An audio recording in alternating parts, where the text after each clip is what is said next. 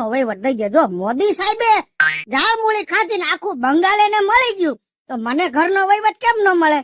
લે હાલ, હંબા હંબા, રંબા રંબા, ચુંબા ચુંબા અને ધુંબા ધુંબા. પૈસા આ ગીતમાં છેલ્લે હું આવ્યું? ધુંબા ધુંબા. ઈ આવી ગયું.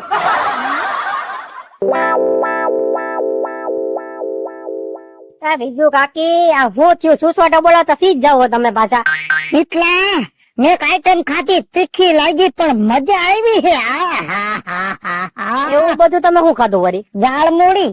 ઝાલ મુડી ઈ હારું હું ન હોય માર્કેટમાં નવી. તને નથી ખબર? ના ભાઈ, એલા કઈ દુનિયામાં જીવો છો તમે? ઝાડ મૂળીએ તો કાર મસાયો છે અને તમને નથી ખબર.